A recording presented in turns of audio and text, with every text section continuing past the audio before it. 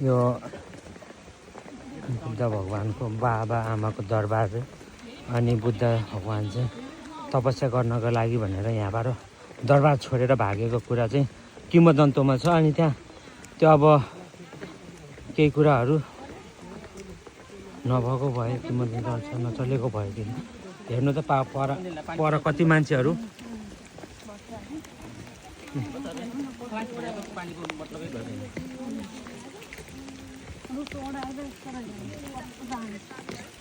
यतापट्टि यस्तो गरेर बस्ने ठाउँ र यस्तोहरू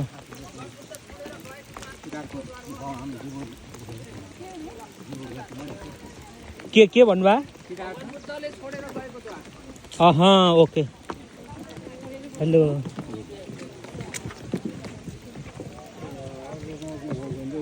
हेलो हेलो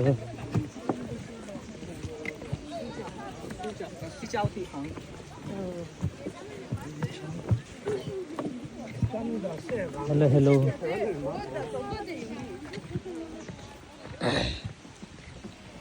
हामी चाहिँ अलि साथमा आइपुगेको भएर अलि लाइटिङ नपुगेको अवस्था यो नै हो।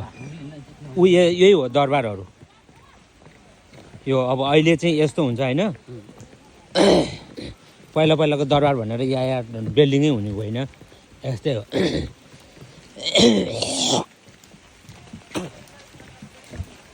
केन्द्रीय रचनाकार भन्नु चाहिँ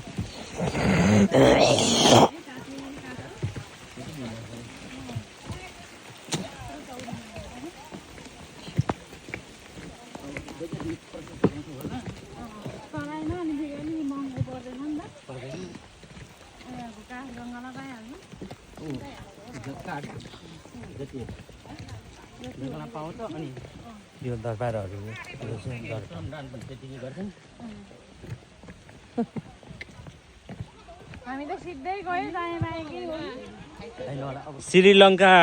श्रीलङ्कामा के छ अरे? रावणको लङ्का, रावण भन्ने राक्षस होइन, अनि उसको दरबार छ नि होइन। तर श्रीलङ्का भन्ने त्यही भएर त देशको नामै श्रीलङ्का नि। अनि तर हजुर, तर त्यहाँ पनि यस्तै हो, त्यहाँ पनि यस्तै हो। रावणको दरबार, रावण